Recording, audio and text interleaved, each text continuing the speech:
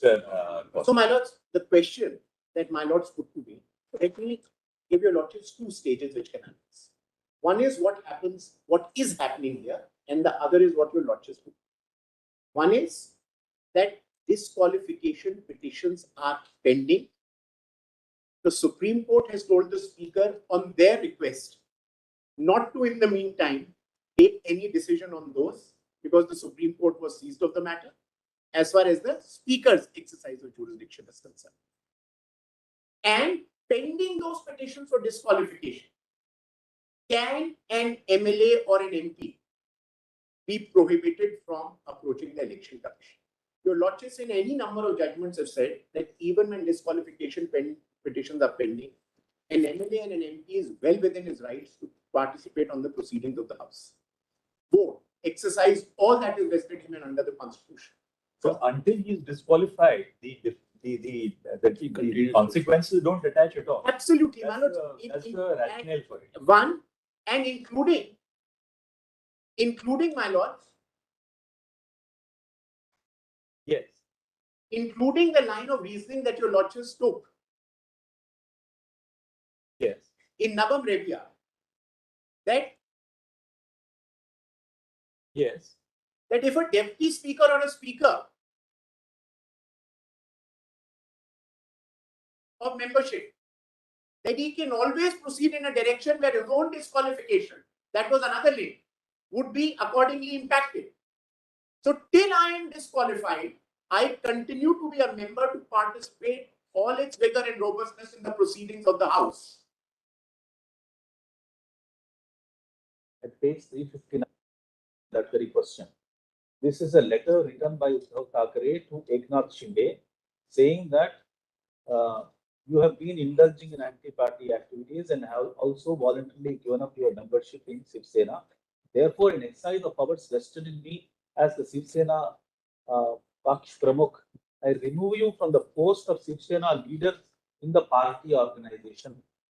So this doesn't affect his primary membership. As if his primary membership is actually affected, then he can't maintain a petition before the election commission. That's perhaps their argument. Yes. So therefore, at the threshold, election commission cannot maintain a petition on his behalf. But it is, if it is not affecting the primary membership, it is only a post he continues to be a member of the political party, then he can perhaps file. And my lord, just to add to what your lordships are saying, this is their contention that I have given up. My whole case is who says I have given up the membership voluntarily. That is yet to be considered. That is yet to be considered. My whole case is that a set of 14 MLAs decide that I am removing something and overwhelming majority is on one side. You take a unilateral decision with a hopeless minority and then say, I've disqualified you or you voluntarily given up a membership. We have repeatedly said that we are the Shiv Sena, whether it's in the Lok Sabha or it's at the Legislative Assembly. We represent an overwhelming majority within the party. We've never said we've left the party or we need to merge with someone under 4 to be protected. We have right through said that whatever actions a set of people who are in a hopeless minority took have no sanctity of law, are unsupported by any legal provision at all, and you could not have done, you did it without authority. So with such emphaticness, when it is said that you voluntarily gave up the membership of the party, who will decide this? Because you say I've given up voluntarily the member under 10 schedule, or will the speaker decide it under the 10 schedule? Because your lordships have held that the power of the speaker and the decision of the speaker under clause 6 of the 10th schedule is final on these matters. And that decision is still pending. My lords, was the question that your lordships put to me, that suppose a person, now this is the first stage where no decision has been taken, the issue is pending. The other is I am actually disqualified and I incur the wrath of Schedule 10 of the Constitution by whatever action there's a decision of the speaker against. That still does not, as my lord said, deny me the primary membership of the political party. I'm still entitled to approach the election commission for whatever grievances I may. That you have said, so that you are not removed as a member of yes, the party. You may be removed, disqualified as a member of the legislative party. And now, my lords, they sought to rely on Sadiq Ali to say that, look, both the words legislative and organizational majority have been referred to in Sadiq Ali. Now, organizational and legislative majority is referred to in Sadiq Ali from the perspective of the EC deciding, not from the perspective of the speaker embarking on an inquiry as to who represents a majority in the political party. Then they relied, my lords, on to say that this will have a bearing on the matter because a judgment of this court said, and I'll read out in what context the judgment was when I come to the case law, to say that any disqualification ex post facto relates back to the date when you were disqualified. And thus, if they were disqualified on that date, that's the end of the matter. Quite apart from the fact that even if I was disqualified, it doesn't stop me from going to the EC. But the reason the Supreme Court said ex post facto, and there are other paras that I need to show, was this. That was a case of a BSP government in Uttar Pradesh. A decision was taken to dissolve the assembly. The cabinet decision was yet to be communicated. I'm just very briefly giving. 13 MLAs of the BSP went to the Samajwadi Party and said, stake a claim to form the government. Because these 13 MLAs went to the Samajwadi side to stake a government, Mr. Maurya at that stage made a petition to the speaker saying that this is an overt act on part of 13 MLAs to show that they have voluntarily given up the membership of the party and thus they ought to be disqualified. So the speaker was seized of this issue of disqualification of MLAs as on that date because 13 MLAs had gone to the Samajwadi Party side. In the meantime, another 24 MLAs joined the 13 MLAs and they claimed that there has been a split in the party. Now the speaker went ahead and decided the issue of a legitimate slip with 24 joining 13 and did not decide the issue of disqualification, which Mr. Maurya prior in time had directed, saying that your very act of going and seeking support from the Samajwadi Party amounts to giving up an anti-party activity, voluntarily giving up membership. In that context, the Supreme Court said, as far as exercise of powers by the speaker is concerned, this disqualification will relate back to the date when the speaker was required to exercise the jurisdiction and the speaker could not have decided on the split within a party without deciding their original disqualification from the House, which stood there. It is in that context that the word ex post facto was used. And I'll show those two specific paras. The same judgment, my lords, the Supreme Court then goes on to say that you as the speaker can't embark upon and decide within a political party what happens. Your lens is only the lens of a legislature party that you have to see it. And inherently, my lord, the proposition which is sought to be forwarded will be impossible to implement. A, the Constitution doesn't say so. B, practically and inherently, it's impossible if you expect the speaker to get into these issues of lakhs and lakhs of memberships across the country without the necessary adjudicatory machinery.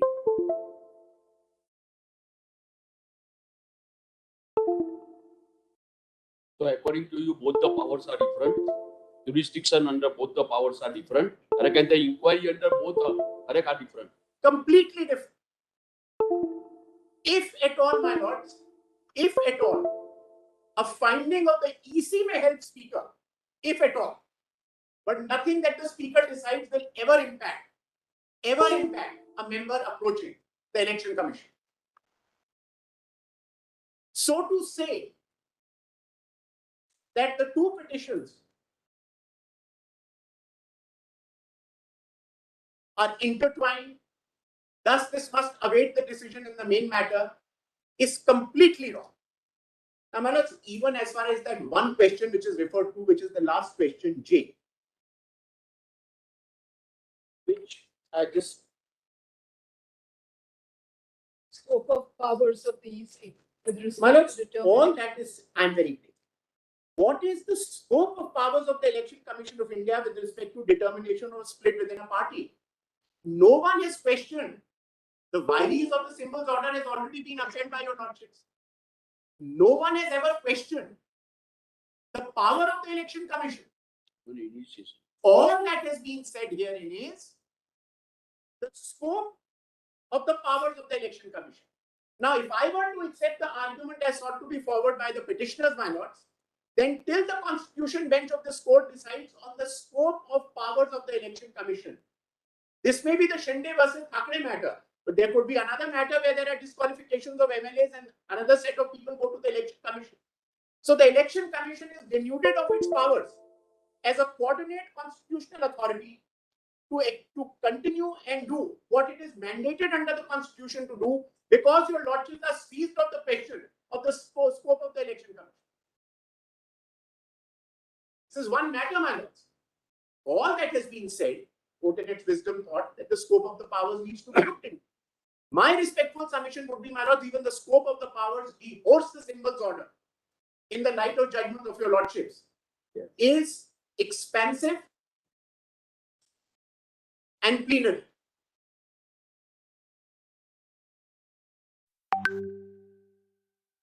But the symbols order itself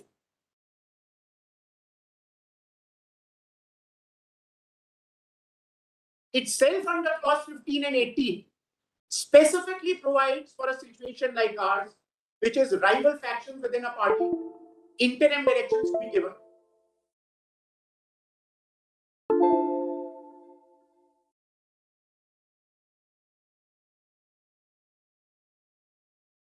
And my lords, your lordships in any number of judgments again have held that pendency of disputes does not bar the Election Commission from issuing any interim direction which it feels is necessary in the interest of justice in the meantime.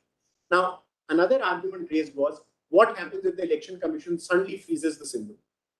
Who will be able to contest? There will be mayhem, there will be chaos. What will happen? Now, my lords, your lordships have also held that you are entitled, if you represent the overwhelming majority, whatever you think you represent the overwhelming majority within the party, to go and say that we are entitled to represent the party and use the symbol. That's your legal right. Symbol is otherwise not the property of an MLA. It's the decision of the Election Commission. But I have a legal right to claim that I can use it. That's one that I can do in this matter. Presuming, suppose a situation were to arise in the court and the Election Commission was to come to a conclusion, no, we can't decide. There are orders, where freezing orders have been passed by Election Commission, and in the intervening period, temporary symbols have been given. Those are not jurisdictions of Election Commission to decide. You today in a 32 want the court to be seized of the matter, exercise the jurisdiction of the speaker as a court of first instance, exercise the powers of an Election Commission under a 32, and none of these constitutional bodies should be. Yes, Mr. My lords, I have two judgments to show to my lords. Which are those judgments? One is, my lords, the Rana judgment. Other is Sadiq Ali. And third is Palanis. Right, so we give you about 5 minutes after lunch. Yes. My lords, just. Yes. On the days, my Lord the Chief Justice indicated, on the days when the Constitution bench sits, the Constitution bench runs for the whole day. So we continue. We'll continue. Yes. Well, I'll just require 15 minutes from your lord, because I need to show 3 judgments and some provisions to it.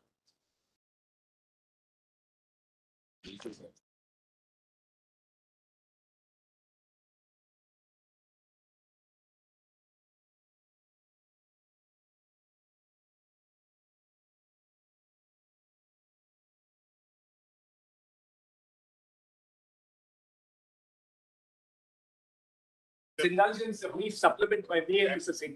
10 10 minutes each. Right after Mr. Paul finishes. After Mr. Paul finishes, Just a maybe brief. 5 or 10 minutes, 10 minutes between the two of you, and then we want to hear Mr. Data Yes, because yes. he's preparing for a constitution body. Most important. Question number F. Yes, Or the referred questions. Question number F is, what is the scope of the election commission? that's J, J. We'd like to hear Mr. Data. We do, of course, since we are appearing for party, we've heard on this side as well, but we want to hear Mr. Data. Yes, my lords, I'll finish.